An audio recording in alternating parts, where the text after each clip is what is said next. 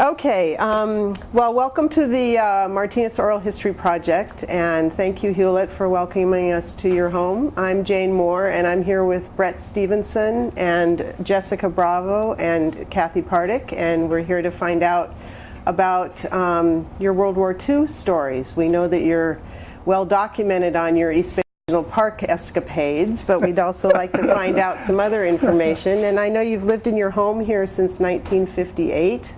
It's a beautiful home. It's like sitting in a natural park with that gorgeous oak tree outside. And you have a rich history with the East Bay Regional Park. You were working as land acquisition manager for over 25 years. Mm-hmm.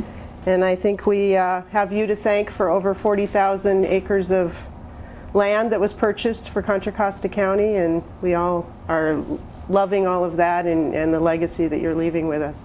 So if we could just start, and you could let us know a little bit about where you were born and when, and where you grew up. That's how I'd like to begin. Okay. Jessica will enjoy some of this as well, because it's not that different. But when I was I was born in Passaic, New Jersey, which is north of Newark, New Jersey, which is the urban area of New Jersey, and New Jersey almost doesn't have a non-urban area because it's a corridor state between Philadelphia and New York City, along other eastern coast situations. And with our mother, so we had my mother, my sister, and myself. It was three, and the Depression was a terrible time. It was. So the significance of keeping our economy going is so very important. In the time of the Depression, 25% of the men had no jobs, and they didn't. And in those days, the women, all they had, women could be nurses or school teachers, and that was about it. There was no careers for the other gender in the whole culture of the. And that included Europe as well as the United States. So, and so anyways, we had the three of us, and we were, and the father gave up on it. He abandoned his family for all my reality of all reality. So we had the mother and my sister younger than me and myself, and we got back to New Jersey from Detroit, Michigan, because my mother had a couple sisters living there, and that's like security to a family to get together. And in those days, there was no such thing as welfare, so we hardly knew where to eat, because my mother had no job and we had no. So we lived in different houses, and the meals were given to us from different people, and that went on for a couple of years. But my mother was a driver, and she got herself a job. Wow. So then she got an increase in her money and recognition in northern New Jersey, and so we were all living together in one place, in one house. Then we got a 4-story walk-up apartment, and you walked up 4 stories because no elevator, and it was nothing. I could jump from one floor to another, literally climb off the roof of on a rope going down, because everybody was so friendly, and so that was part of my growing up. It started in terrible. We were the bottom of the Depression, mm-hmm. and within by 1937. We were standing on our own 2 feet, the three of us, and we had a maiden aunt, so that would sometimes be 4, and she would help out, and she had a nice job as a secretary to a very wonderful attorney in Newark, New Jersey. So we found stability, mm-hmm. and that was the start off of where I lived. Now, what was your date of birth? October 14, 1919. So that was 1 year after World War I ended. It's hard to realize it today, but there was not that great period of time. It was only like 17 or 18 years between World War I which was mostly in Europe, and the beginning of the start of World War II, which was throughout the world. Right, right. And so where were you living when World War II began? Well, I was living in this walk-up apartment, and my mother had gotten a small inheritance from a Unitarian Universalist minister that had known her when she was in high school, and he was older, and his wife had died, and so he looked her up. He looked up at my mother, found her, and they started to. The next thing I knew, they were going to get married. Well, he died, and he left her a small inheritance. So the first thing she did was pull me out of the local high school and sent me to a prep school in Newark that I took a trolley car to back and forth in this prep school in Newark, New Jersey. And I was there 2 years. And that focused my life. And that's what's happening to you as an intern. Your life is being focused. And I knew it at the time that everything about me was changing. So by the time I had graduated there 2 years later, and we got that little start, and got my eyes and mind and body focused, I was already physically pretty all right, but the mental thing. And I went to the University of Maine, a land-grant college. A land grant means it's a little cheaper because the lands have been granted by federal or state laws and the college made, and it was the University of Maine, and that was about 400 or 300 miles away from New Jersey. Distances are very smaller on the East Coast. Well, I got to the University of Maine in 1938 and 1939. And by the sophomore year, I told the classmates, and this is how it gets into your question. I told the classmates in 1939, we are going to go to war. And we had a lot of pressure in our culture to ignore the fights of Europe. And that included Charles Lindbergh, the pilot that flew the Atlantic Ocean as a solo pilot for the first time in the history of the world. And Charles Lindbergh was running around all over the United States saying, we have the Pacific Ocean to protect us, Atlantic Ocean, no, we're never going to, don't go to war. Hitler's a nice man, I like him. And I'd been reading a book that came out every month, a magazine called Ken, K-E-N, and it was by Jewish people. And the Jewish people were, we had a lot of problems in our culture, nothing like Europe. So the magazine, I read it every month up in Maine when I was studying, between doing my homework. I bought it once a month, this magazine. I don't know why I bought it, but once I started to read it, they always had an article about what was happening to Jewish people in Europe and in Germany and Hitler and the fascists and the Nazis. And I said, when our culture catches on to what's happening in Europe, we're going to go to war. Mm-hmm. And so I told my classmates, goodbye, I won't see you anymore because I am leaving college to cadet in the Army Air Corps. You need 2 years and you can go in and learn to be. And you'd learn, what would you learn? You'd learn to fly up in the air, and you wouldn't be on the ground to fight in the war. And I didn't think I'd be such a good fighter on the ground. I really thought I'd be better off using my head, and I didn't know exactly how, but I knew if you waited till the war started, you're shoved in some place and you don't have a lot of control and all the rest. So, and I like to go on record just like I'm doing right now. So I told my classmates goodbye, hitchhiked and took the bus back to New Jersey. And I told my buddies from high school and Newark Academy, I'm not even going back to college. And some of them hadn't even gone to college. So I said, I'm going over to New York City and join the Army Air Corps, because the Air Corps was part of the Army. And I'm going to do it a cadet. Well, I wasn't very eye coordinated with the hands, and they said, we have to have navigators. We've just learned about, we really have to have navigators to get these 4-engine bombers across these oceans, both to the Orient, because we're going to go to war with Japan and Europe.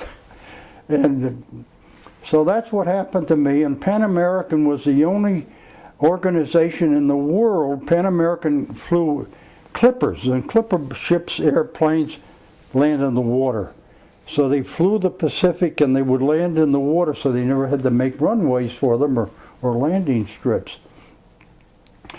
They land in the water, but they had aerial navigators who used to be second mates on ships. And now they were in the air, and they did navigation by the stars and the sun, and topography and the waves and all the rest, and the winds. And so they were our teachers. And one of them taught us about Amelia Earhart and why her navigator, whose name was Noonan, and they all knew Noonan because he was the navigator, and he got fired or he quit or who knows what, and then he became her navigator, and he made a mistake.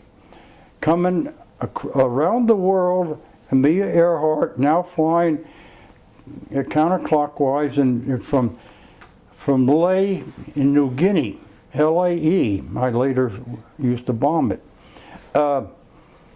She had to fly to an island 2,000 miles away, and then he had to be a good, safe navigator because it was all ocean, the Pacific Ocean. Well, he made a mistake, and so that's the end. So that's why the legend of Amelia Earhart goes on all the time, because they're profounder. Right. And they have a couple different stories, and they're all different, and so forth and so on. But it's a legend. The legend of Amelia Earhart. She was one of the world's great early pilots, and so forth. And anyway, so that became what I was doing. Now I'm being trained in the Army Air Corps, trained by Pan American pilot navigators to be a navigator. And where were you trained, and what year was that? In Coral Gables, Florida. Oh, okay. Which was a private school place to train navigators. It was the first navigational school for the military they ever had. That's how early it was. Well, at the tail end of the class, they said about a third of the class is going to go to Salt Lake City, and because there's a Army Air Corps bomber group of B-17s, Flying Fortresses, and they don't have any navigators, and they can't go to war, and war hadn't even started. So in November of 1941, the war started in December. In November 1941, I arrived with a buddy from the school, and I bought a used car, and we drove all the way across the United States to Salt Lake City, and saw these 9 or so drab, gray, green monster planes on the runway at Salt Lake City, parked there with the 4 engines, and it was kind of creepy. I had the kind of chills went up my back. They still do, thinking about it. But there they were, and I being one of them. So we were about 3 weeks later. We're sitting at Hamilton Field in California at Marin County, and we're waiting for the orders to go to Pearl Harbor in the territory of Hawaii. And we didn't get the orders. We were there a day and a night beforehand, just kind of hanging around, drinking coffee, waiting for some orders. Pearl Harbor happened, and they were raided by the Japanese, and they said, something's happening, the runways are getting bombed. we have to get the planes out of the shoreline of California. So we had to fly back into the desert, back called Muroc Dry Lake, which is north of Death Valley, so it's a couple mountain ranges back in, and they thought that's good enough to protect us in case the Japanese are going to land on the West Coast. That's how unknown it was. It was awesome, and that's why the government made its first major mistake, and they took all the Japanese American citizens and they put them in camps. And I did, but I was so occupied. You didn't know all that. You didn't think about things like that. It was you'd think about them later when you realize what a monstrosity it was to do it. So then. We waited about 2 weeks, and the runways were ready for us, and we took off one night, and we flew all night. And we had a West Pointer, and he was in our squadron. And these West Pointers they've been given an education by the federal government, and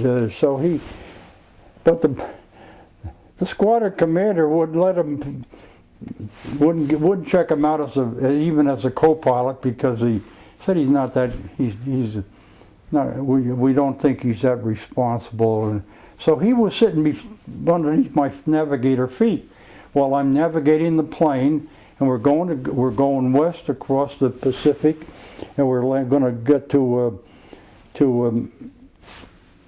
Diamond Head. It's a rock outcropping, and it's called Diamond Head, and it's right next to Honolulu and the Hickam Field. So the morning came, and I'm telling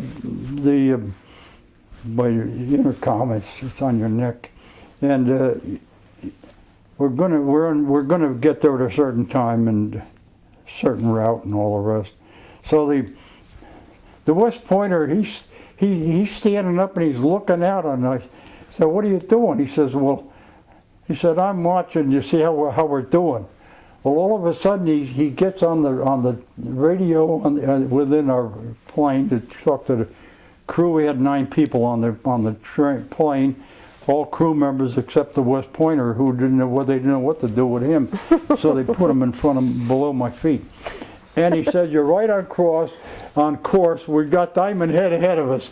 So, so the pilot, he says, "Well, now I know you know what you're doing."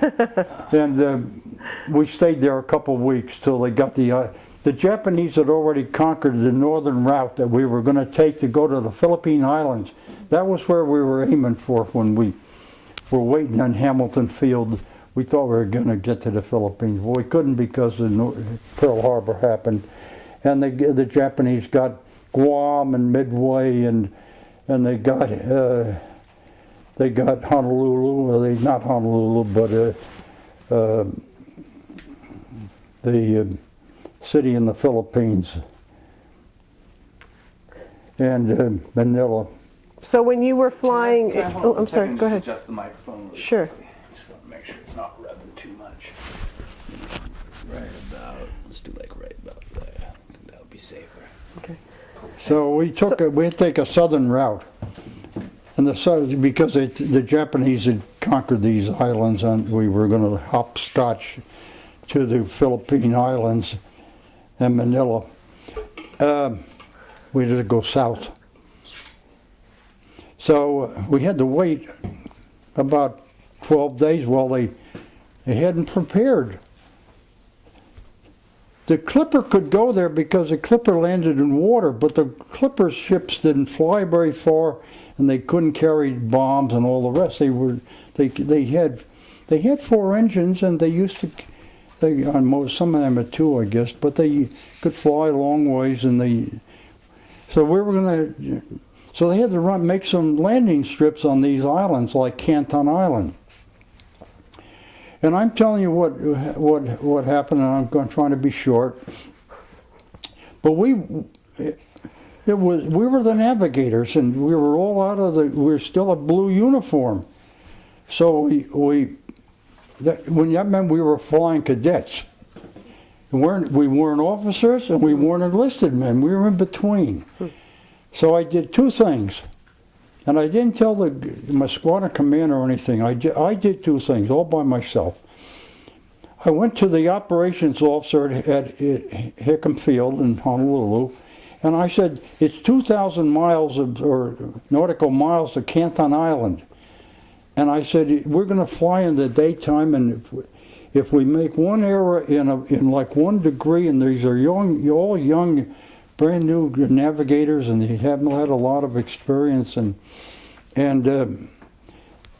it's hard to. I've learned from we were flying missions, looking for submarines. So I said I've learned that cloud effects on the water is very difficult, and there are lagoons, and they have no hills, and so there's no profile to look at. And sometimes it's hard to tell the reflection of the clouds against the lagoons, and we miss it by 1 degree, you're going to lose. One of the planes, very easy, could be lost. And I said, there's another island that I have learned is going to be opened up, Christmas Island.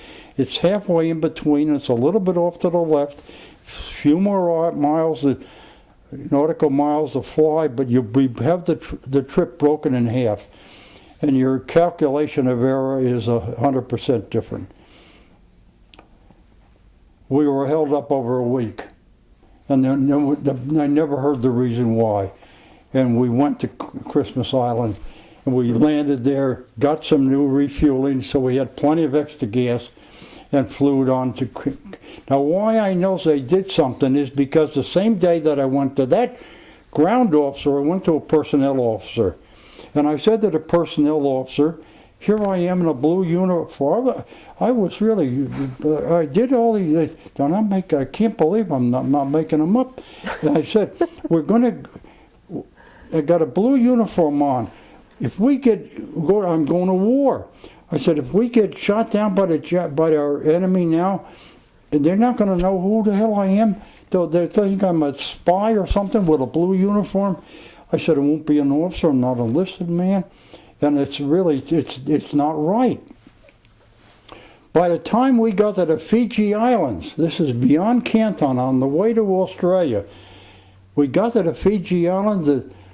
We had to stop there for a couple of days because they had to work on the planes and make them up. Each plane had a little problem with the engine or this or that, and so we're going to be there a couple of days. So an order comes through, and goes through the group commander to the squadron commander, and it gets to my pilot, Harry Spieth, and Spieth says, here's an order that for you to go to Suva, and they're going to send the new people from New Zealand who covered Fiji Islands. They're sending a plane for you to. What the hell did you do this time, Hulet? Just like that. What's going on? We're all getting here, we're eating pineapples because it was an old pineapple place, so we're eating pineapples. And we're going to be here a couple days, and you're going to Suva. I said, well, I guess I'm getting a commission. They're going to get sworn in. So I got to Suva, which is the capital of the Fiji Islands.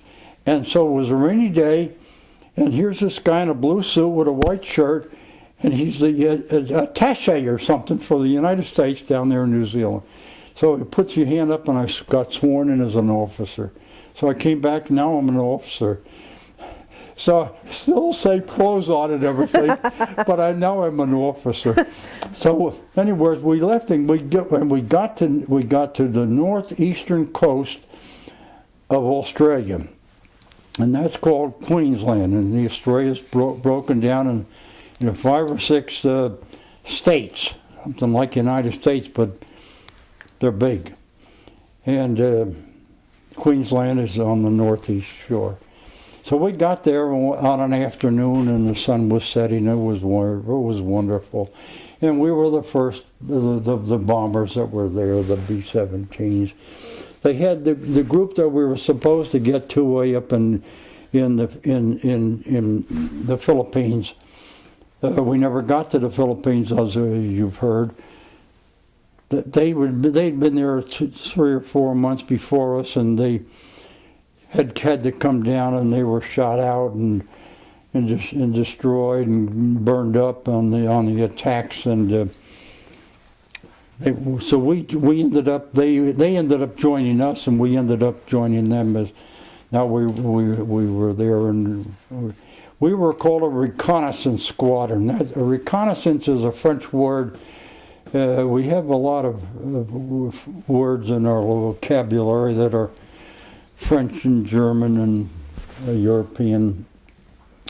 So reconnaissance was review and look and study and report back. And so we spent the war as a reconnaissance squadron, and we would fly out of northern Australia into Papua New Guinea and Port Moresby, which was the capital city, and that's where the runways were, and we'd get refueled and sleep overnight there, and fly missions, take pictures and visual reports, and drop a couple bombs on the Japanese harbors that Japanese had taken over,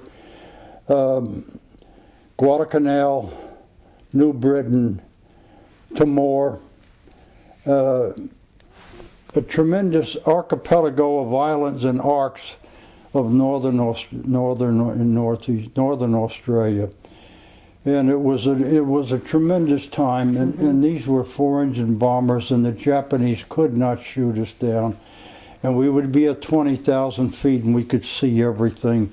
And then another thing happened was.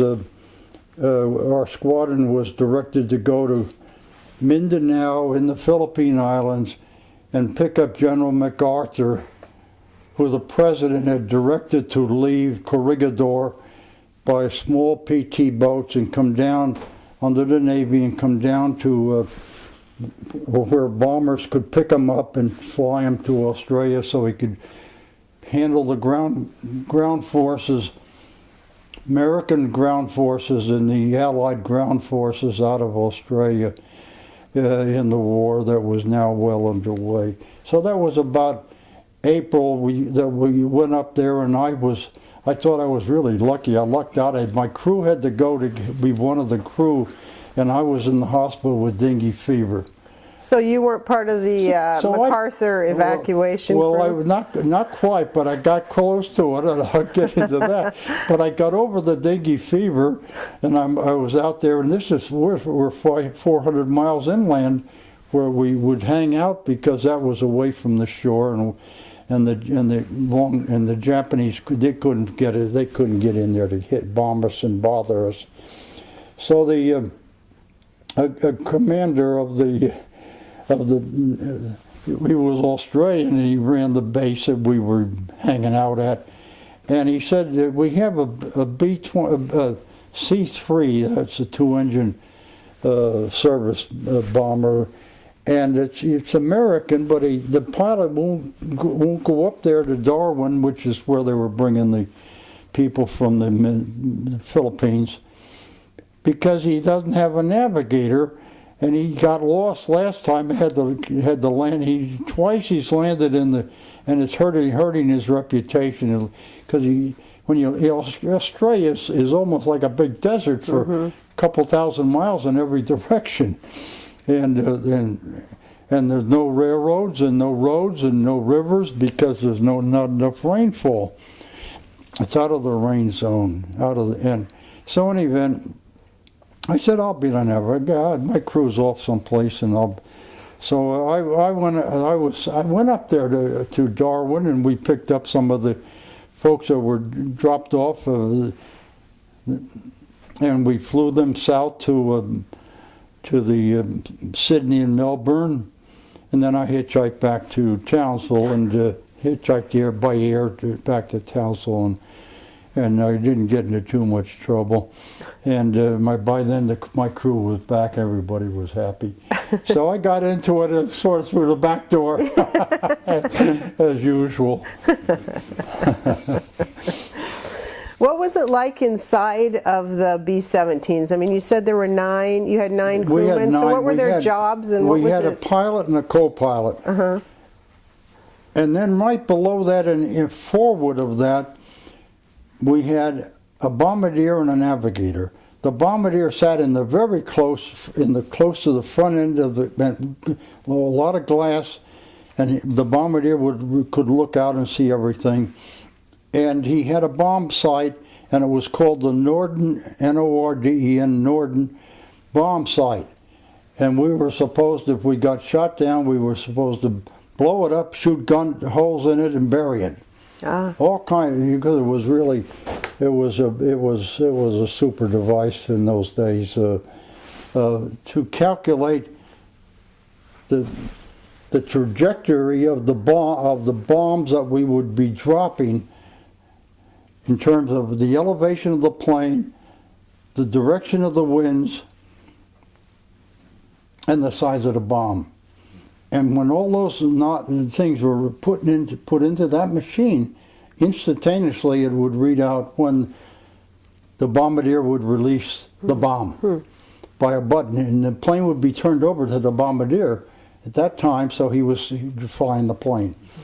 And so that was the navigator up in front, and I had a board, I had a work table just about the size of this table. Maybe why I even like it, who knows.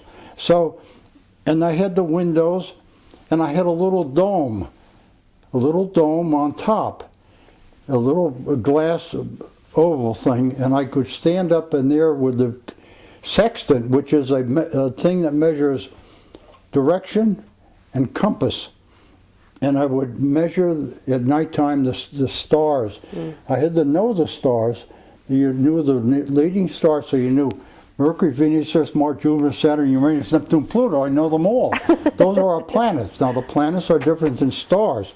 The planets are part of our solar system. The stars are permanent. They stay there for, like forever, because they're so far away. Right. They don't move. So now they have charts, and they have these charts all calculated, and you would go into the charts, and you would take your measurement of the star, its direction from you, and its elevation from the horizon. And then you'd go into these charts, and you would plot where you thought you were, and that would work within 10 or 15 miles. And then you get these directions.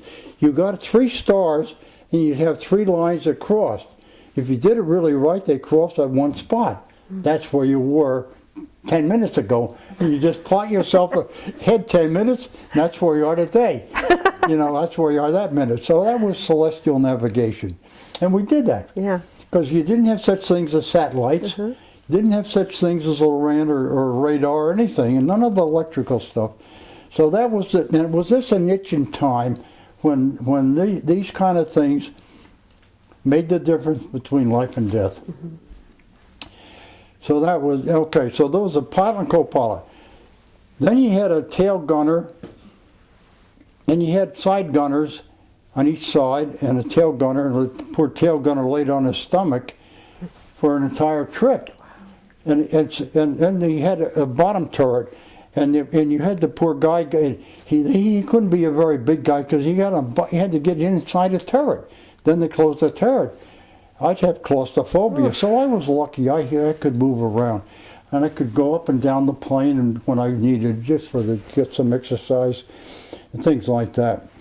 And then you had an engineer, and the engineer stood between the pilot and the co-pilot, and helped them on their equipment. They say if you forget, he was usually a very competent person, so you had all these dials and everything. He could look at them and calculate what was not working quite right, what was working, and so he was standing there, and he was the engineer, flight engineer. And then you had a radio operator, and the radio operator had a radio, and he could talk to the base that we had come from, but he couldn't. But the Japanese were never giving him any signal, so he couldn't do that. And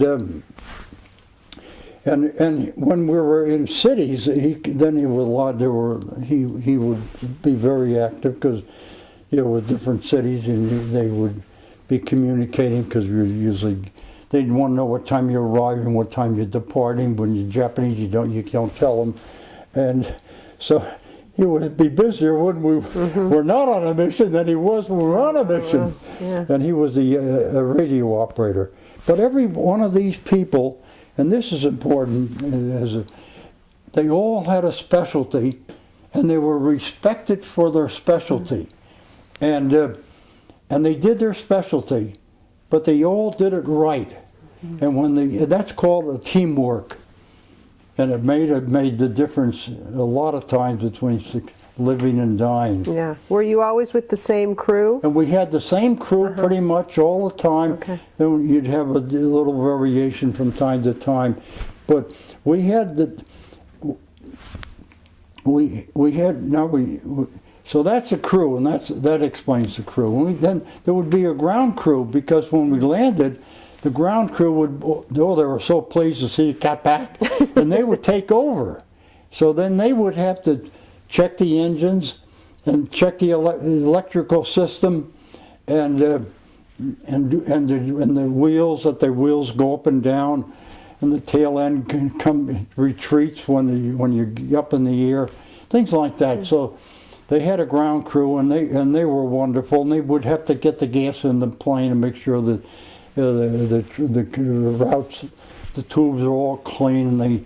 So they all had their responsibility, and theirs, of course, was to make sure the plane was going to fly for 8 or 9 hours and come back safely, mechanically and the rest of it. What was when you were on the ground, what did your crew do? What were your responsibilities? We didn't really have. We just ate pineapples and. Oh, we really didn't have any, and so we had quarters, and I would read, and I was over, and I used to like to hike even then. Yeah. So I would tell the crew, I say, you don't have to go off to the bar in town. Look at that nice hill. Go up and climb that hill. And, they think, what a guy. He's crazy. and so the crew didn't. You didn't really. You were waiting. Oh, okay. And so you were waiting, and it was in the beginning of the war. So you didn't have it. You never really got briefings like you see in the movies, where they give a big briefing to the crew, and crews all sitting around getting reports of what they're going to do and all the rest. And you didn't fly in. I think we only had a couple missions where we were 3 planes at one time, and because most of the time for reconnaissance we were single. And we had no military escort, no fighters. We had no fighters in those days over there. They hadn't gotten. The fighters were just starting to get into groups, and it was all in the Pacific, because Europe was put off for about 2 years when after the heavy bombing was in connection with D-Day. Europe landing from England into Europe on D-Day, which was June the 6th, I think, of '44, and they landed on the mainland of Europe. The corner of France that was already occupied by the Germans, and but I was not a war lover, and so when we got back, finally they being some power in Washington D.C. said, well now we got more B-17s coming over to Europe, to Australia, and we got to get the 19th. That's what the group was called, 19th Bomb Group. We got to get them back, and they're going to come back.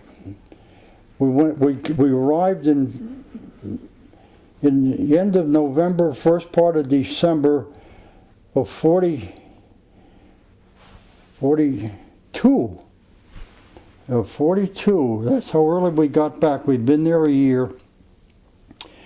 We came into Pyote, Texas, and we were then dispersed all over the United States to become training personnel in the training and preparation of the bombers that were now going to go to Europe as well as to Australia and the Philippines. And so I had asked my pilot, and his name was Harry Spieth, and it was in Salt Lake City, and I said, what would be a good city to go to when the war's over out west to live? He said, go to Boise, Idaho. That's what he said, Boise, Idaho. Boise's the capital of Idaho. And it's not that far out. It's a couple hundred miles out of Salt Lake City. And it's really out, kind of out in the desert. So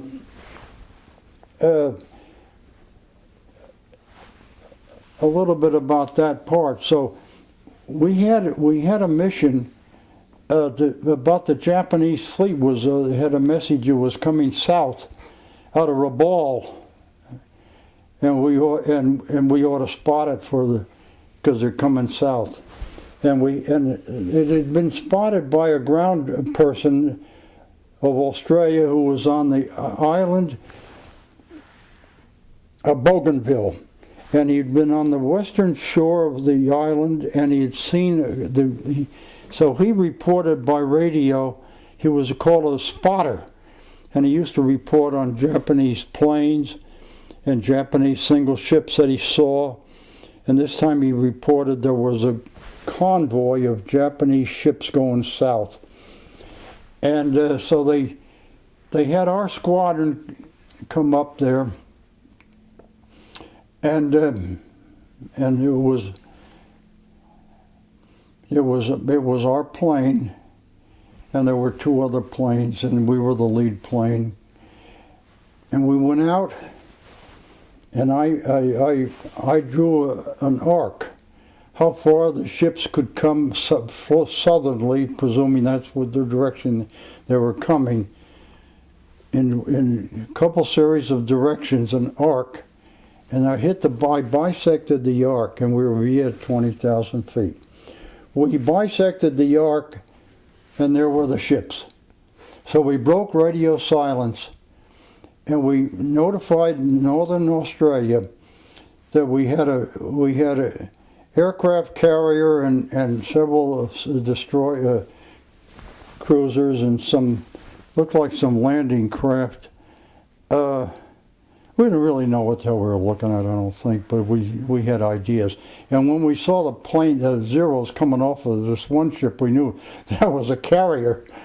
And so by then we had taken pictures of them. We'd reported back to, and we were turned around, we were on our way back to Queensland. And when we got to Queensland, there were all these intelligence officers came in from headquarters, and they'd flown in from Brisbane, I think it was. It's only a couple hours away, but they got there before we were. So we had to make a report to them, but verbally about this big convoy of ships and what we saw. Well, they had already put it all out on the things, and that was the beginning of the Coral Sea battle between the two aerial forces, the Japanese and the Americans, and the fighters fought each other in the air about 36 hours after, something like that. So it was pretty awesome, and there were a couple carriers and there was Americans.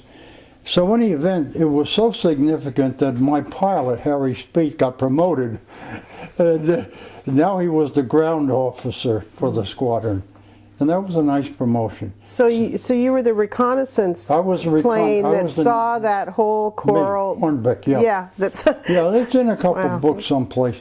So, but I don't think they had, I'm not sure they had the names. So in any event, but they sure had the Coral Sea battle.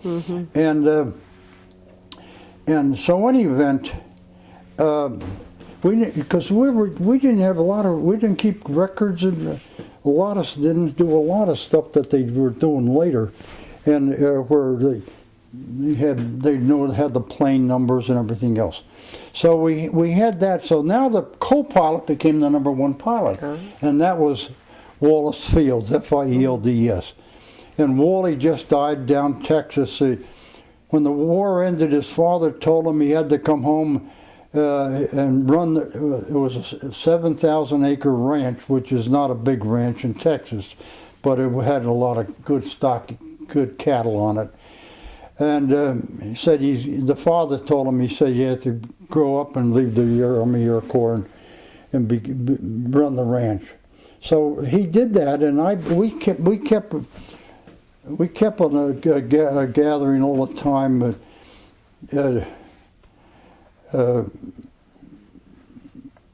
And then sooner or later, I used to make trips down with my wife, and we'd go down and see Wallace Fields and his wife, and stay there a couple days on the ranch and talk about the war, and mostly talk about each other and what we were doing in life and like that. So I only emphasize that in this conversation as the significance of the pilot got him promoted and the co-pilot becoming #1, and all the missions we flew together, and he used to make phone calls to Mary Lynn sometimes when he had a few belts, and he'd say, you know, we're here today, your Hulet we really are good friends, something like that. But he died of Parkinson's, and I went to the funeral about 2 or 3 years ago. And he was a couple years older than I was, so he was starting his 90 years as well. Isn't there? I'm sorry. That's it. Isn't there? There was the picture that we have here on the wall that we're going to take a picture of. That's the depiction of you and Wallace in the B-17. Can you tell us a little bit about that story that I read about? You came out of some. You were being forced down to the deck, and you came. Can you tell us that story? Well, that sounded pretty. Here's what the story I can tell. I think it's what you're referring to. In Midland, Texas, there's a nonprofit entity, and an entity is a body. It can be a corporation, it can be profit or nonprofit, or gathering, and I just call it. I use the word entity sometimes because it covers a lot of different kind of organizations. Probably, in a sense, the city of Martinez is an entity. So the entity in Midland, Texas it used to be called the Confederate Air Force, which was a voluntary group of people who wanted to maintain the memory and the presence of the crews of World War II and the planes they flew. And then one day they decided they had to change the name from Confederate to make it commemorative. It was a little more real. So it became the Commemorative Air Force. And every year they gave an award, and they had a big ceremony. Everybody wore a tuxedo.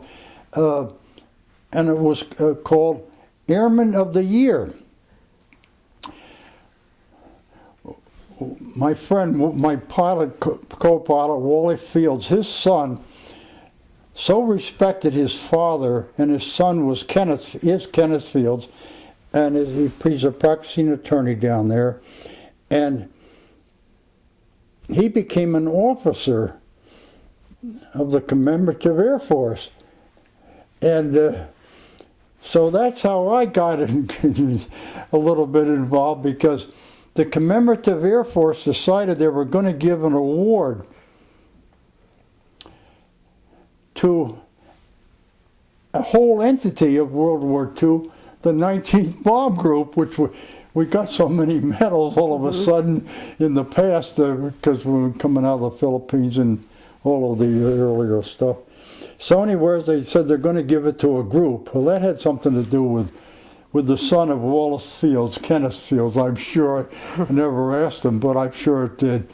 And So they're down there giving the award in Midland, Texas, and I had the whole family down there, and I had to go out and buy a tuxedo, because I hadn't had one since I was when I was much younger, maybe 30, 40 years, and I made the acceptance speech for our squadron. It was called the 435th Squadron of the 19th Bomb Group, and it was the reconnaissance squadron. And we had a couple of people making speeches for two of the other groups. There were three people who made 4 or 5 minute speeches and received the placard, and I was one of them for the 435th Squadron. And we had Wally Fields and his family and my family all at the table. It was very wonderful. And in the course of that, they gave a picture, oil painting by an artist. And there may be 3 or 4 World War II oil painting artists who do that almost as a living.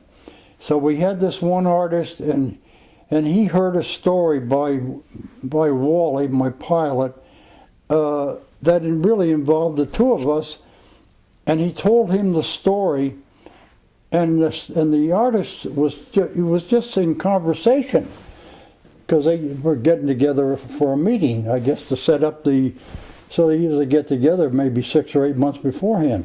But the artist was there, and he heard the story, and he said, I can make a painting of that story because it's got action in it. Mm-hmm.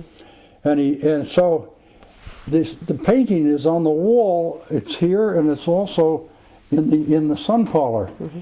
And it's a picture of a B-17 on a reconnaissance mission that is flying south from the Japanese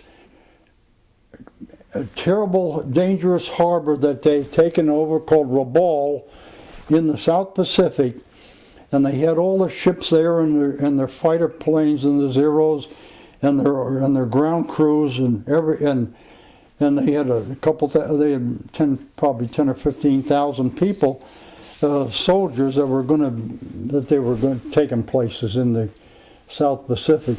And we were flying, we'd taken pictures of Rabaul, and we were flying south, and we were going to take a picture of a harbor at Bougainville, which is an island in the Solomon Islands. And it has 8,000-foot mountains on it, and there was an overcast. I said, we got to get over the water, and I want to have a good size error in the navigation so that we let down through the clouds. I will know that we're over water, and we can make a turn to the east, and we will then hit the coast, and we will have no problem to take our pictures of this harbor on this island that intelligence back in Australia wants to have. So we were letting down, and what happens when we let down through the overcast?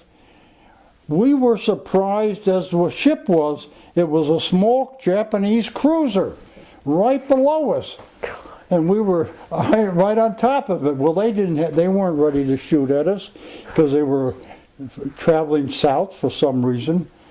Or we learned what was going on. So we got out of there as fast as we could. We let down like crazy, traveling a couple hundred miles an hour. And we got out of the range of and they were shooting at us by then, but when their bullets are bigger than bullets because they hit the plane, they make big holes, or much, I forget what they call them. But then when they hit the water goes straight up. It doesn't go. That's just a matter of laws of physics. The water goes straight up, and so he makes a picture. And I asked him why he cut half the wing off the plane. I asked him this later, the artist. Mm-hmm. He said, well, he liked the question because he said, it's all done intentionally because it puts the eye of the person looking at the plane almost in the action with the plane. You're so close to it, you don't even see all the wing.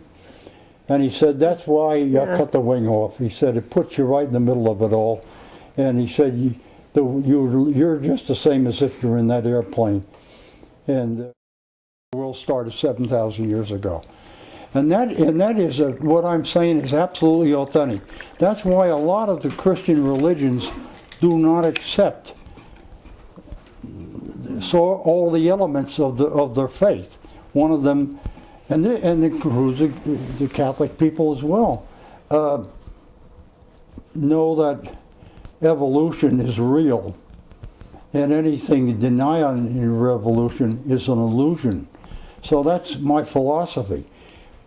All I have to do is look at the Grand Canyon. Mm-hmm. I know that it was not built 7,000 years ago by the hand of God. Mm-hmm.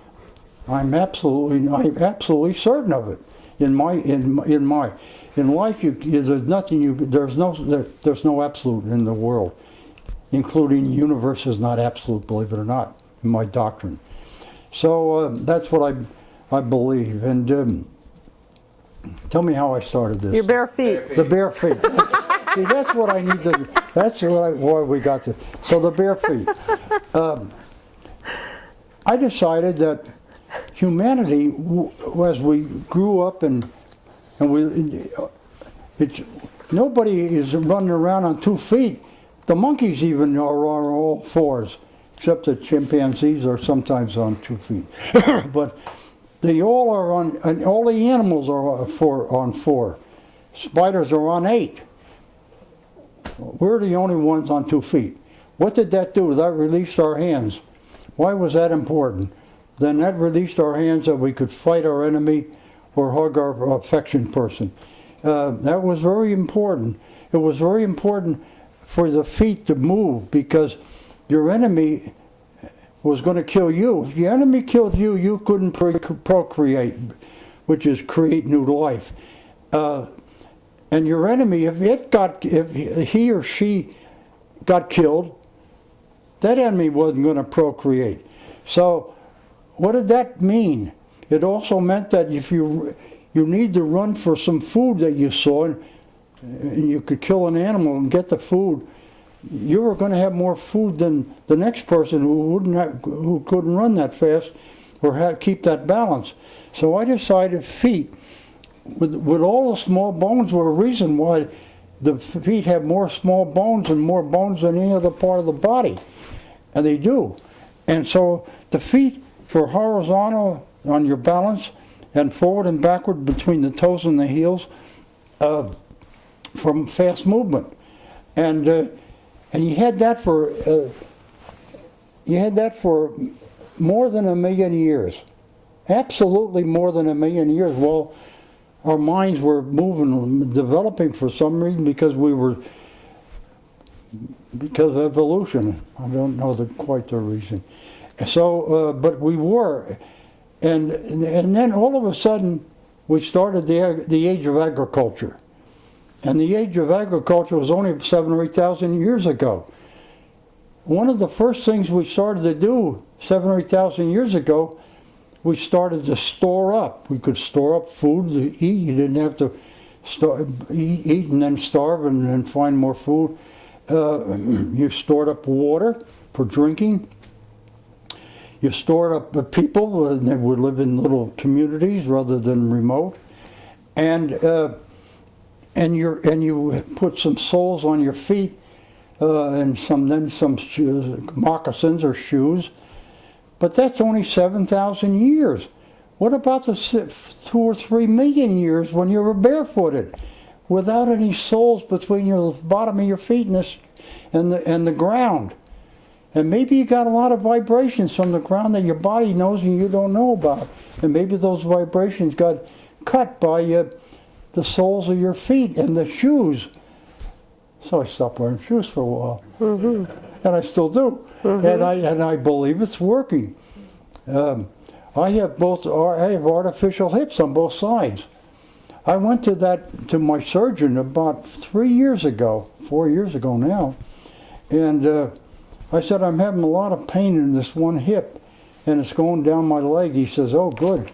we're going to replace that hip because it's time now to replace the hip. The standard pain is going down your hip is silicus. Anyways, I said, give me a year. I said, I'm not going to have another operation right now. So that's when I started going barefooted. He called me up about 2 years ago. He said, you never came back. I said, no, and I'm walking fine. I don't have to come back. And I do go barefooted every day. And I have goofy reasons for doing it, which is known as evolution and getting the vibe. Huh? You're getting the vibe. You're getting the vibe too. That's good because we don't. And that's where I say, all the stuff we don't know about, we call it spiritual.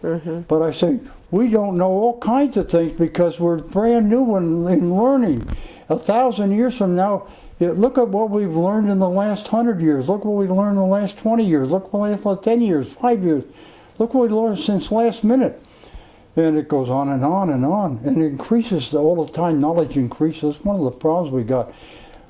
We don't know how to handle the knowledge we're handling. It's coming in like gangbusters.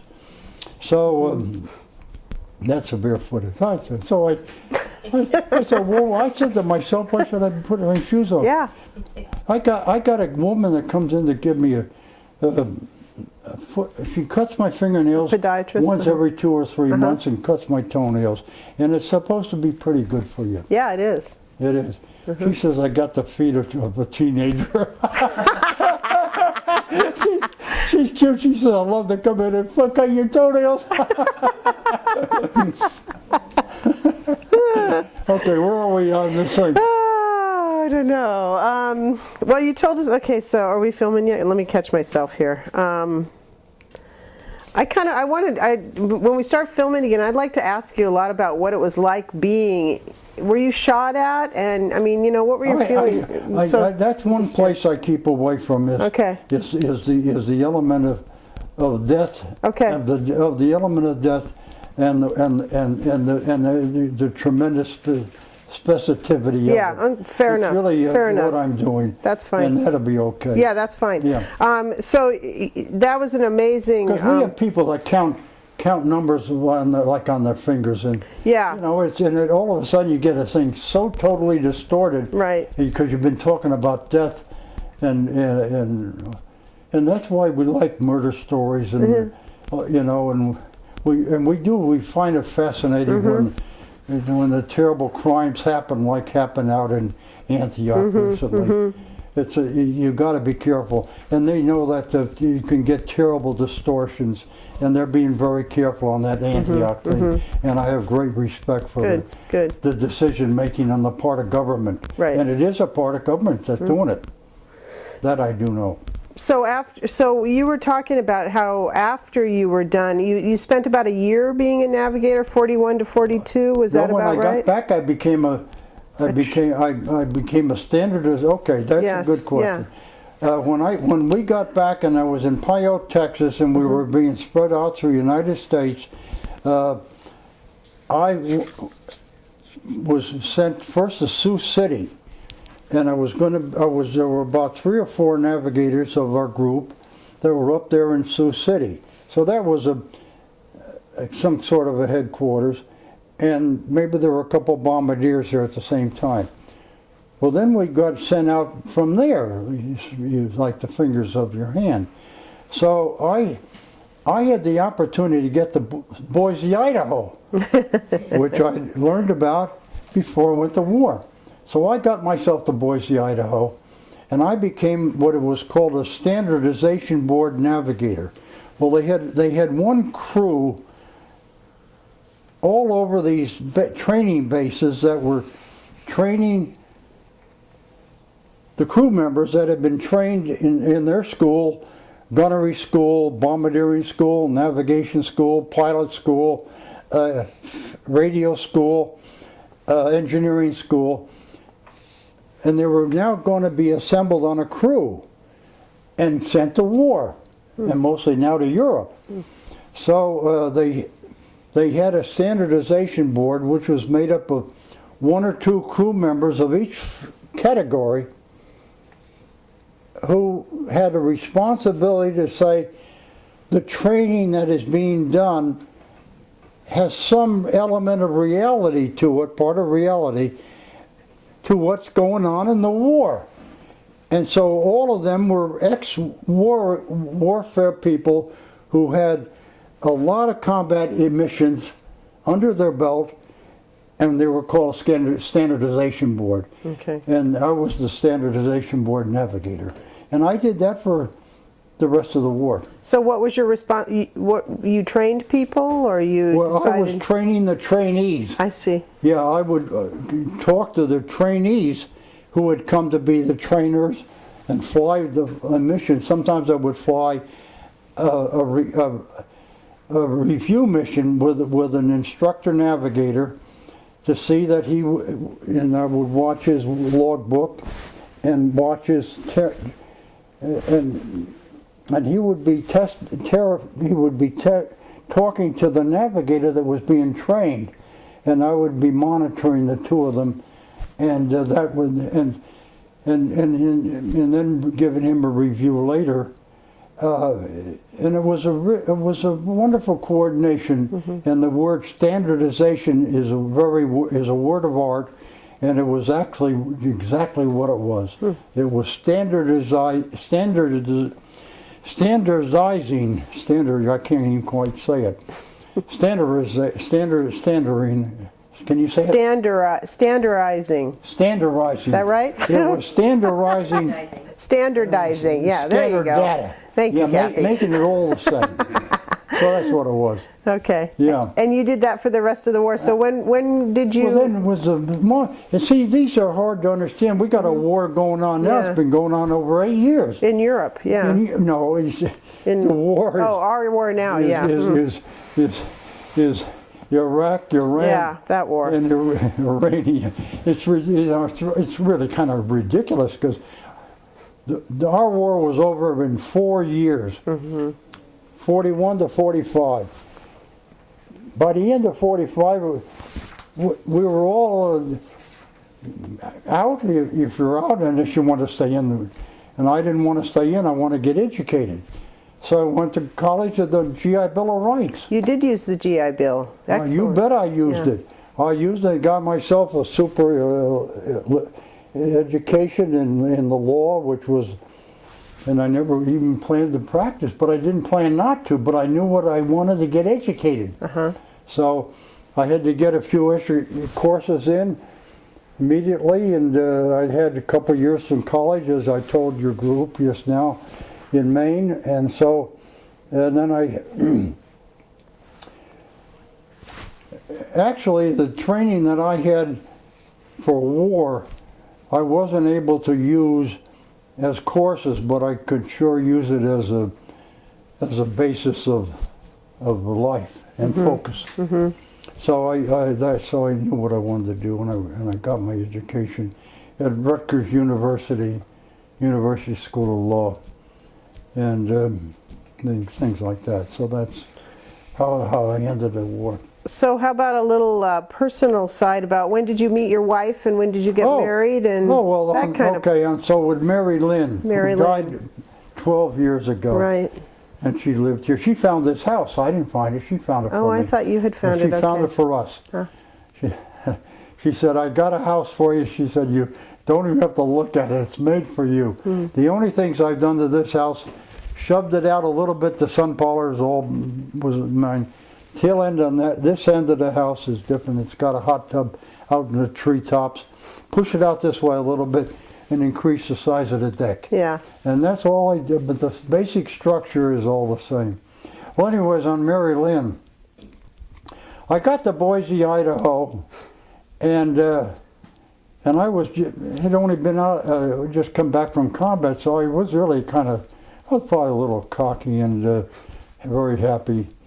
So I got to Boise, and it was so nice downtown. I overstayed in the hotel I was staying at, and I was supposed to check in, I guess, on a Monday.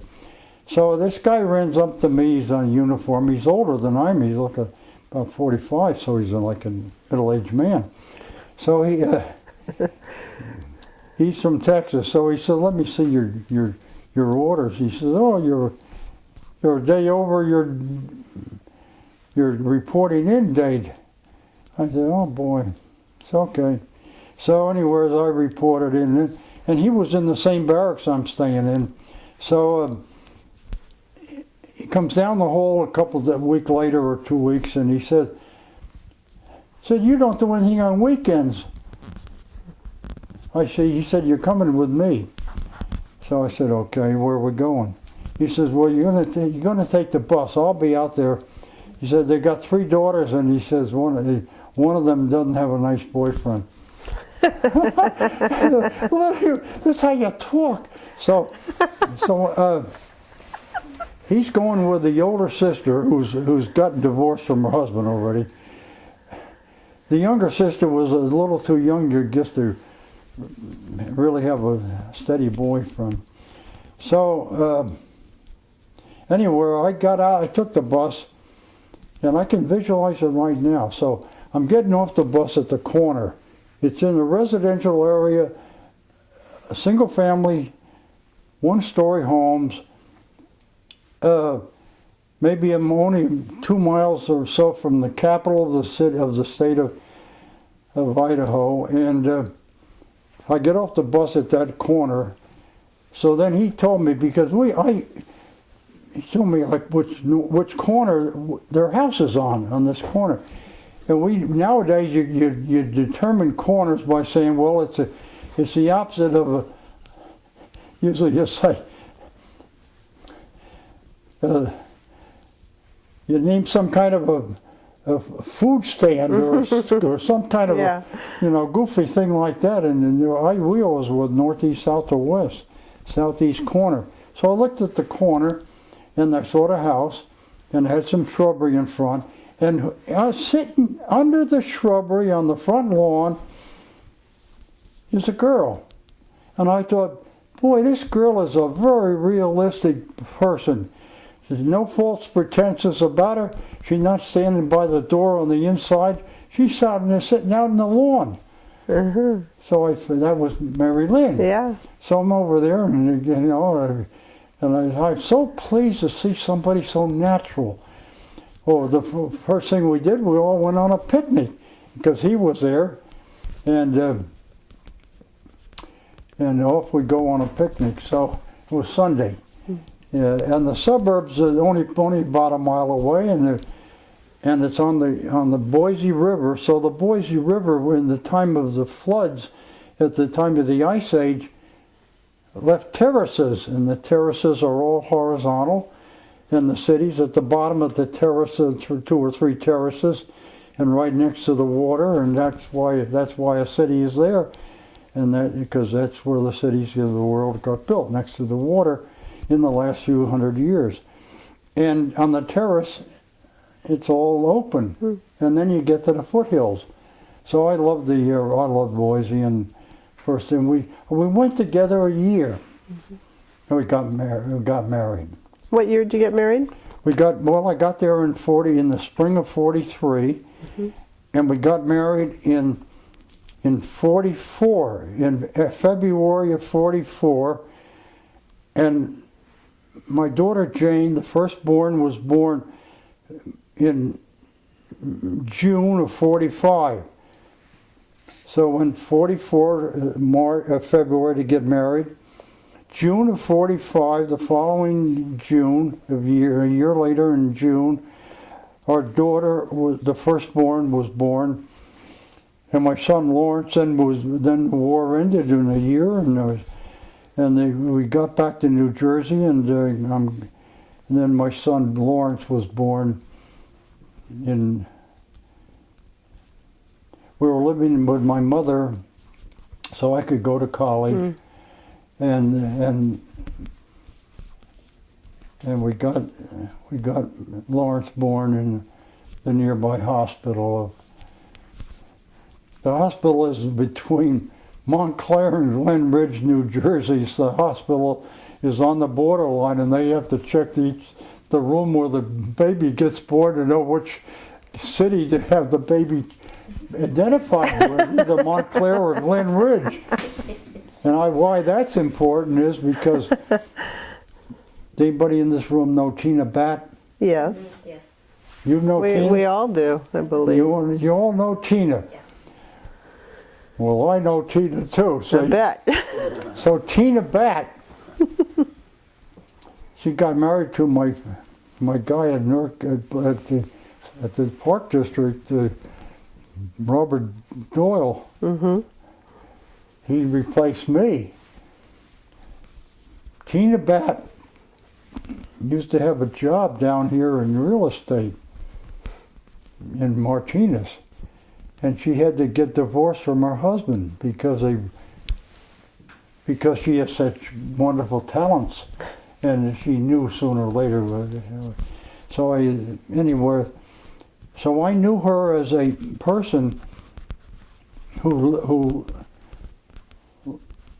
lived around here, had a job in real estate with a woman who had lived in Muir Oaks and was a good friend of ours, and I got to know Tina Batt.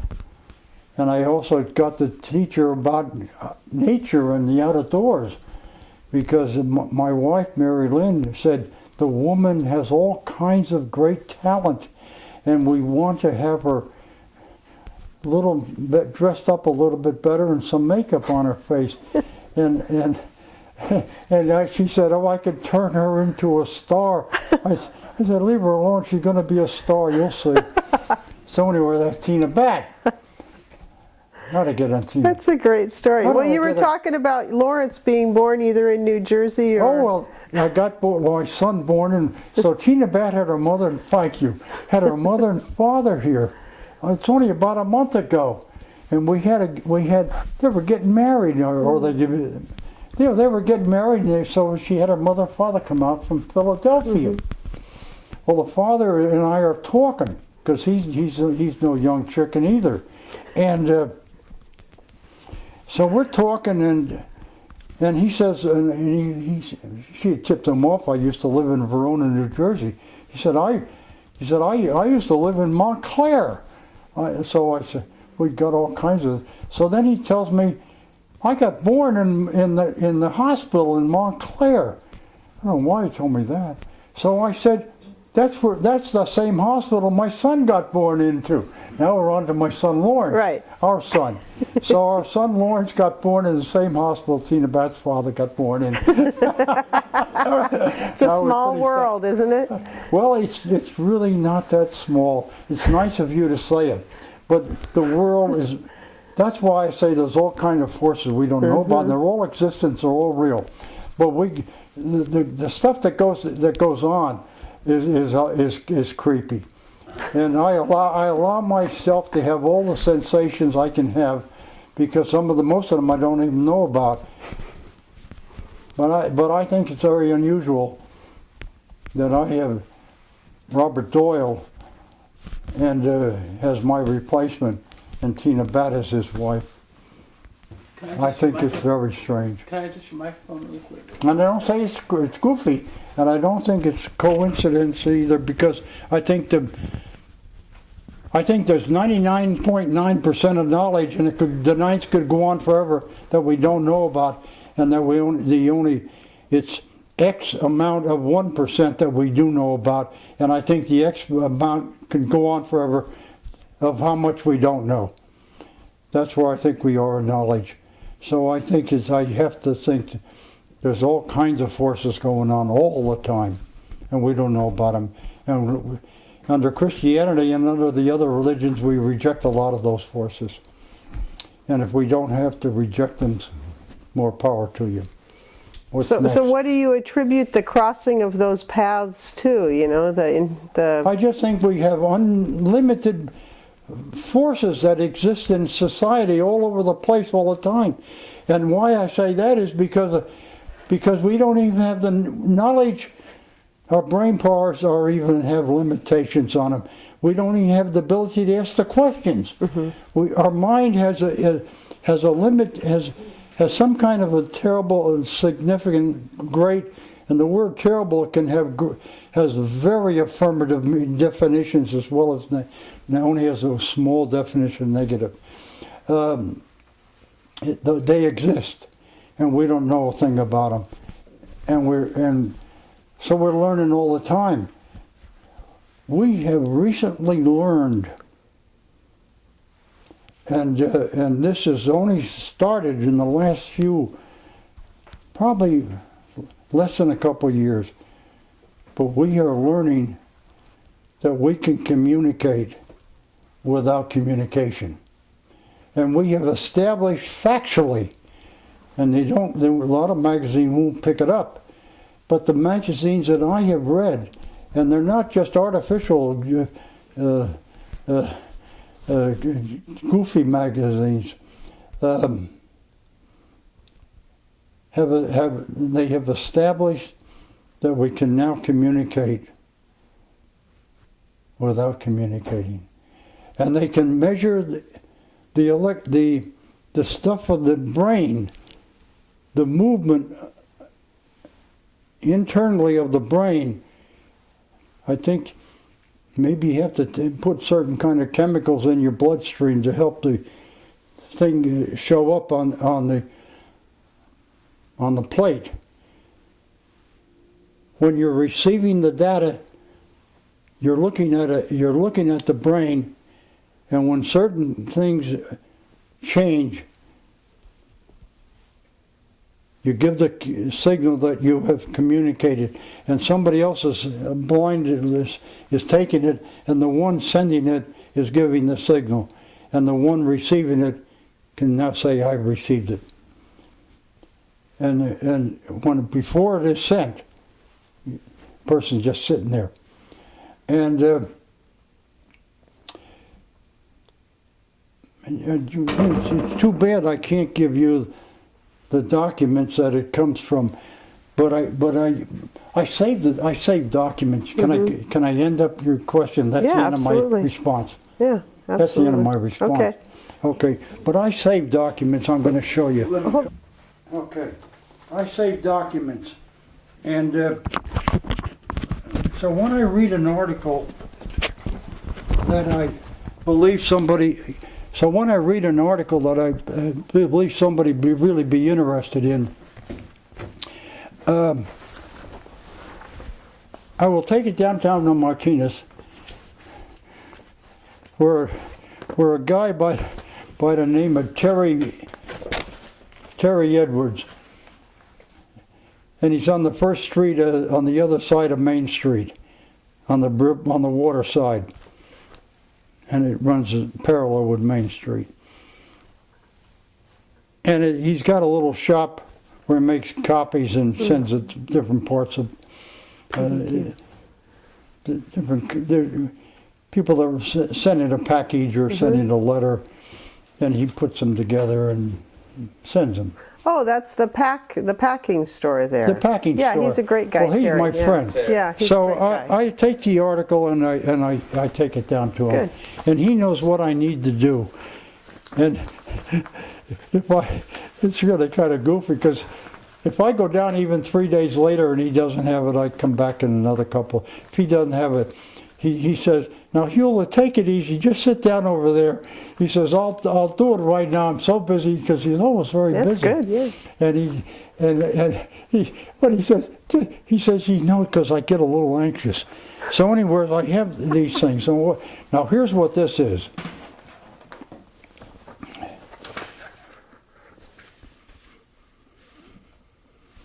I'm going to change my glasses.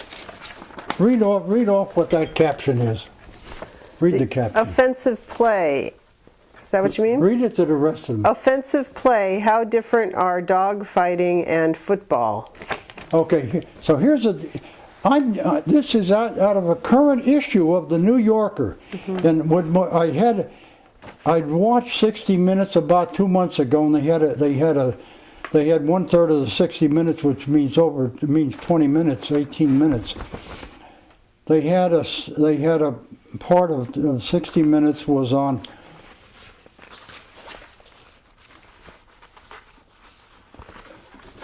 Well, it was either dog fighting or football. It was the football player who was arrested for dog fighting. It was football. Yes, it was football, and right. and I was talking to my son-in-law at the time of my 90th birthday, which was last week, and I was talking to my son-in-law about this 60-minute article about what was happening to the brains of the football players, and it looked like it was a very serious thing. And what would be the outcome? Well, why I do that is my son-in-law watches all these football games. He doesn't play them, but he watches them. So, and he's very independent. So, and not only that is, I was talking to my daughter, because she likes to travel, and I had been talking to her about in Manhattan Island, which is the main island of the city of New York. The city of New York is made up of Manhattan Island, which runs north and south, and we always only think about Manhattan Island as New York. But New York is also over in Brooklyn, the Queens, the Bronx, and Harlem. To name three all around. That's why it's 7 or 8 million people. Well, in New York, there's 1.5 miles of an old railroad right-of-way that is above the ground level by one story up, runs from north and south between about 34th Street and up near Times, or the Battery into 34th Street or something like. But it runs quite a ways, and because it was a railroad where they had built, and it was the railroad was only built about 40 or 50 years or 60 years, 70 years ago. So a lot of the buildings were already there. The railroad runs through the buildings. And it would stock the buildings and would pick up stuff from the buildings as a railroad track for maybe 30 or 40 years till those kind of finger railroad tracks fell by the wayside and it's now all done by truck. And the railroad was left there. Well, there was no explanation of why the railroad was left there, and the New Yorkers are they never look at the sky because the buildings are so high, so they never look up to see the railroad track. And I learned about it, and once made a trip to New York, and I got a guy who liked trails, and he found a way to get up to the High Line railroad track, and we walked on it. Why was it significant to walk on? Because the railroad were there, the railroad things, the ties were all there, the supports were all there, made of iron and steel and things, and they didn't cross any. All the cross of the streets were. It was a unified park for 1.5 miles in New York City. And it was also a potential trail. And a few people were catching on. Well, I got talking to my daughter about that, and she says, "Oh, I want to go see it." And I said, and she said, "How can they ever afford to do this kind of stuff?" And this was a conversation only last week. This is why I say it's funny. So here's the New Yorker magazine current issue. I get home, and within a week or less, the magazine comes. I'm reading the magazine. First off, here's an article, 10-page article about football playing. Is it any different than dog fights? and the article concludes that in dog fights, the ones who love the game and spend their money on dog fights, they so love that dog or that dog fight or the money they make from it that when the dog fights are going on, the owners, it's in a round table, and they have to break the dog fights up just like they do boxing matches, because the dog will get the grip on the other dog. So when that dog gets a grip on the other dog, the ones who are handling the dogs go in and they pull them apart into their corners,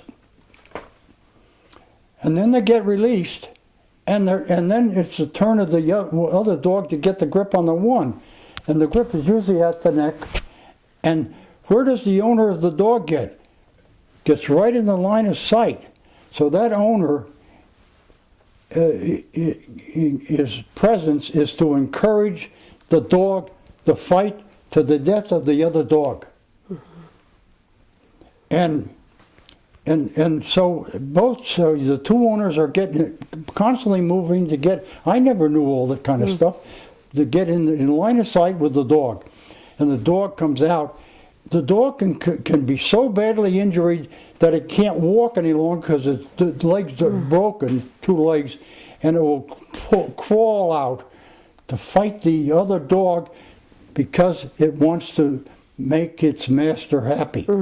And this thing is so awesomely terrible that we have humanity who so love themselves to get pleasure from watching their dog say, "I love you, master, and I'm going to now die for you," which is what the article concludes. It's frightening. It's hard to read. It breaks your heart to read the article. Would be hard. But anyways, here's the full article. Now that's on the dog fighting and the boxing, because they've established, and they're doing it scientifically, and it's only been in the last 7 or 8 years, that they're getting the brain waves of the boxers. And it's almost 100%.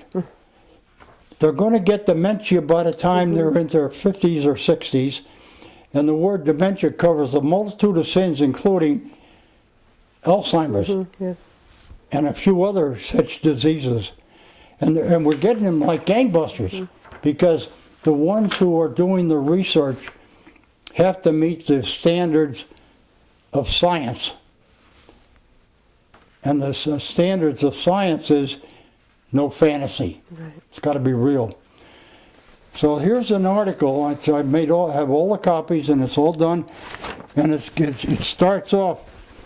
It shows the person's being carried in the stretcher on the one picture, and here's the picture of the look on the face of the person playing football, and how they're getting struck, and how the brain shows. The article shows, after they played for 4 or 5 years, it shows that the concussions of the brain hitting the skull are such that the entire edge of the brain, you can't see it. Normally when you take an autopsy, you can't see these things because they have to put certain chemicals in, and the proteins that show up then in the picture, absolutely uniform. Every single cell has been destroyed, and maybe there are spots, because now when the cells are destroyed, they can't create them. There's vacuums all the way. So that's this stuff. Now what do I have over here in my other hand? Read that part off, the top part. The New Yorker, Passport to the Arts. Now read the small print down on the bottom, Where? right in here. Okay. The New Yorker Promotion Department will donate all proceeds from the silent auction and a portion of those from ticket sales, less tax and proceed fees, to Friends of the High Line. Okay, that's it. Okay, now so this is a response to my daughter discussion, because here I made them up. I've already written them this morning, my cover letter, handwritten.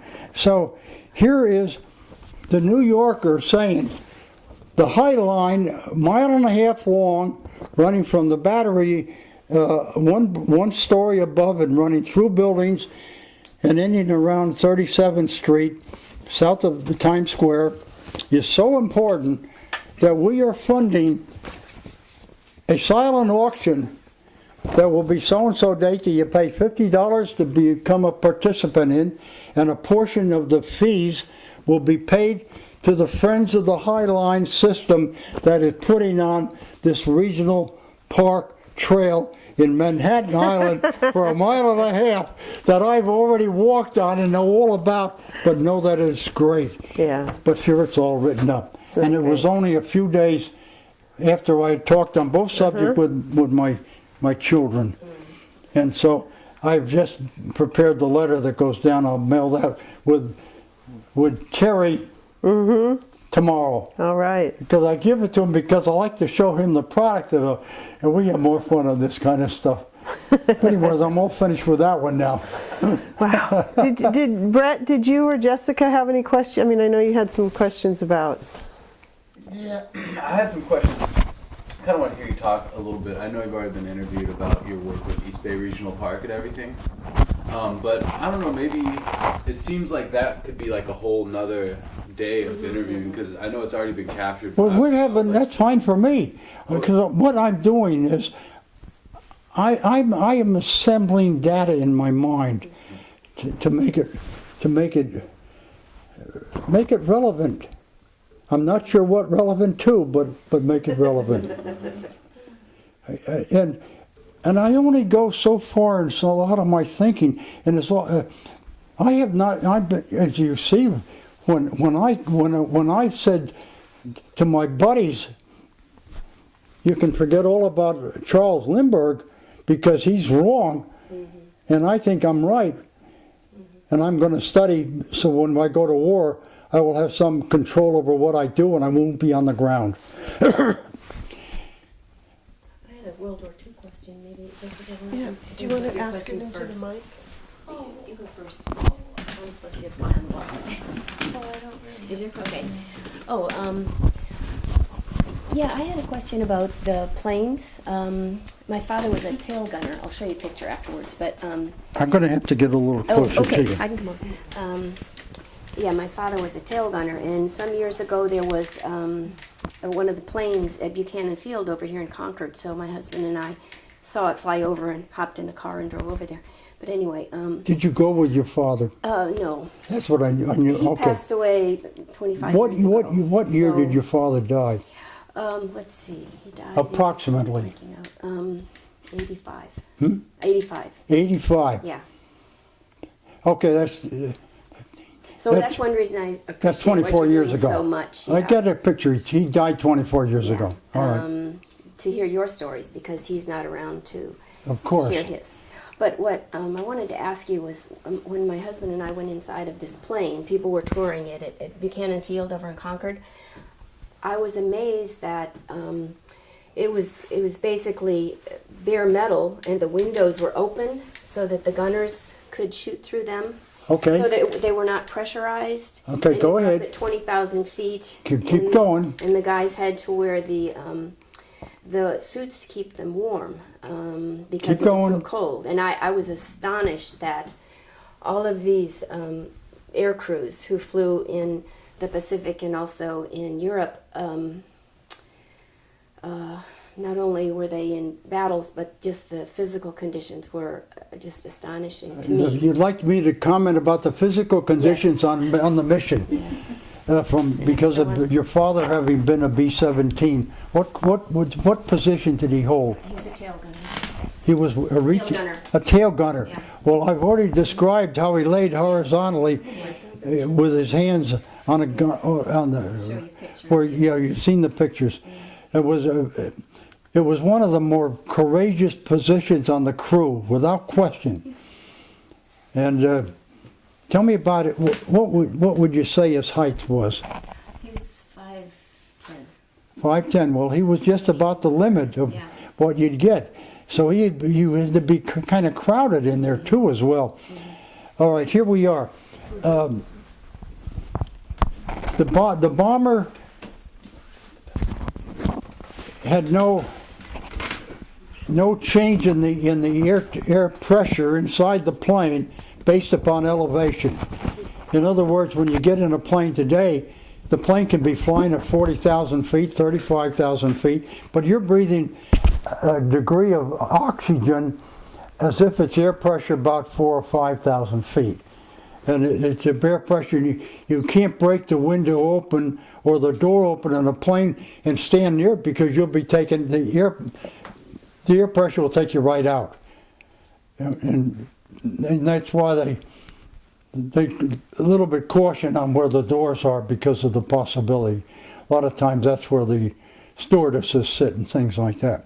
So anyways, I will describe when I wanted to get a little bit of exercise and or see something for some reason that I wanted to have a second look at. I couldn't see forward, and I had the time, and the pilot had the information that I had. So I would leave my place. I had a thick suit on that had wool inside of it. It was leather, real leather, mostly not even artificial leather on the outside, and the warmth for the inside. And it went up and down your arms and up and down your legs, and it was like a suit, like you put on a suit of, and a farmer puts on a suit, whatever you call those suits. One of you. Coveralls. A coverall. It's a coverall, and I have a little problem on some kitchen new word I haven't used recently. It takes me a minute or two. It's a coverall. So that was you'd put that coverall on before you took off, because you were going to go right up to altitude. If you were going altitude, you put that on. If you were going to stay at 6,000 or 7,000 feet, chances are you didn't put it on, because it was bulky, and you also had a hood, and the hood covered your ears, and on the inside the hood was the device so you'd hear, and you connected that with your electrical system right here, the same as we're doing this afternoon right here, the same way, and you'd plug it into the wall, and so I could sit there and talk. But if I was going to walk in the background, I wouldn't be able to talk till I got to where there was another plug and I could plug myself in.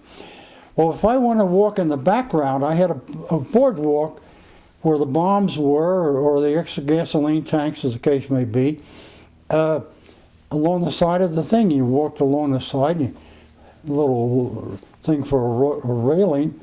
It was a cord, a chemical cord, iron or steel woven cord. So you'd be a little careful you didn't fall down. Yeah, see you all later. But you'd get back you could stand right by the open sides of the tube they would open wide open, because the side gunners need a lot of room, and you didn't have any sense of. I have trouble sometimes standing on the edge of a mountainside where there's a cliff 1,000, 2,000 feet straight down. I can get a few quivers. For some reason, standing there, none of the crews got any sensation of falling. You could stand there, and the window started about at waist high. You wouldn't stick your head out because you couldn't do that. You couldn't do it. But you could look outside, and you had no sense of. I think you were so far off the ground that you didn't have a sense of at all of fear. So you could stand there and look. So the side gunners had no problem to run those machine guns, feed the shells in, and the tail gunner, and I guess once in a while maybe the tail gunner didn't get into his place till they getting toward a target or going through when you were just going en route. I don't think he probably just sat there, and there's usually some boxes you could sit on and things like that, and but that's what it was, and it was. You were up there. The temperature would be well below zero, but you didn't want to make your face exposed too much or your hands too long. But in the nose, I could seem like I could work without my gloves on a lot of the time, and another thing is you couldn't get rid of that oxygen coming into your mouth.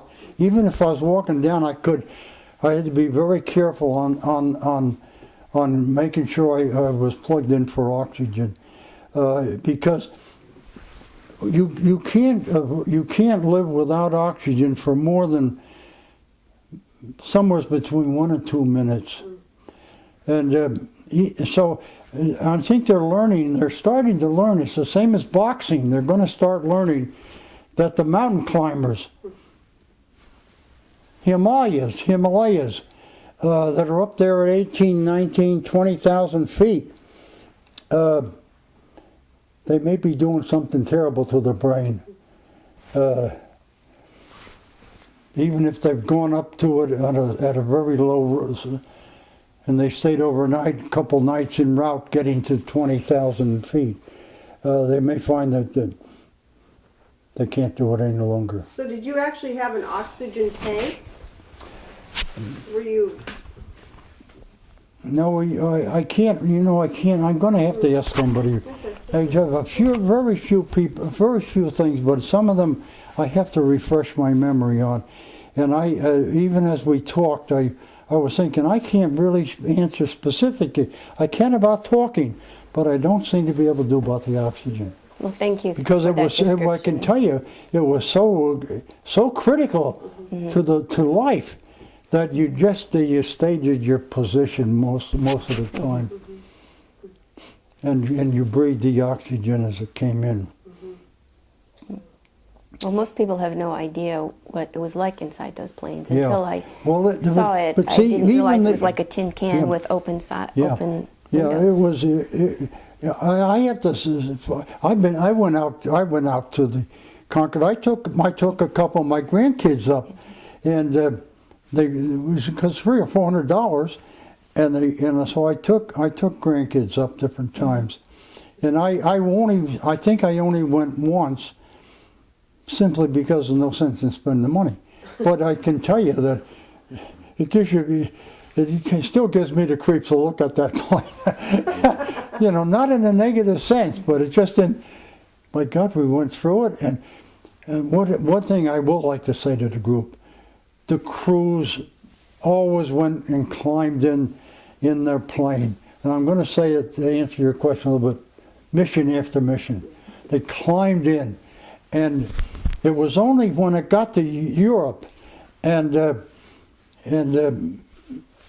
Jimmy Doolittle, he lived right down here where we came off of Alameda Island. That's where he was raised, Alameda.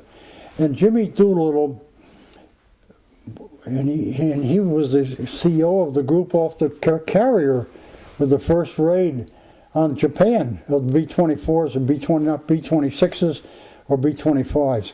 And when he got to Europe, the first order he gave, he was the commander, was we are removing the 50 missions to 25 for Europe, and because they lose their hope on 50, they'll keep the hope up on 25, and that's the one thing I remember reading in the last 10 or 15 years about Jimmy Doolittle, and I have talked to him personally several times on events around here while he was still alive, because he lived into his 90s. And he was just a great man. Yeah. Okay. That help you on your memories about your father? Yeah. It was something. They always climbed in.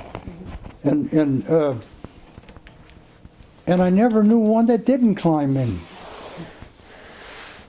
They always climbed. You went out there beforehand, and to get in, half the crew had to do like I'm doing right now, and you had such strength that you could shove your feet and your bottom ahead of your arms and head into the hatch. It was called hatch, and that was the nose hatch, and then they had. That's how you got into the front part of the plane. Do we have time for one more question? Yeah. I got 7 minutes left on this tape, or so about. Many of the World War II veterans seem to come back and embrace the life they had before and take advantage of the GI Bill and want to get on with their lives. And I noticed you mentioned you didn't want to talk about the men who were lost. Well, yeah. Well, And you did mention that you stayed in touch with your friend from Texas.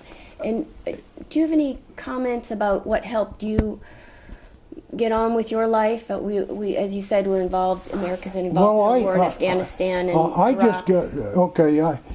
I got on with my, and I think it was true of most of the crew members. The war was over, and even for those crew members who stayed in, the war was over, and they were now mostly flying to get hours in and years in and retirement,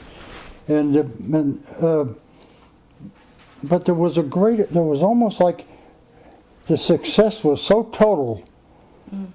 Sad to say, total for Europe and total for the Pacific, and so you didn't seem to have the hangover. Now, even though most of them never talked about the war, and I never talked about it, my children even today say, "Gee, I keep hearing new things," but you didn't do it because you were. It was really most of us were so involved with family. Family was very significant to us. I can guarantee you that. The family was so important. That's why these girls that are young, they have to find decent men, and that's not easy. I can tell you that. I'm ashamed of a lot of men that I never used to be ashamed of. And they're not the same men, but they're the same things. And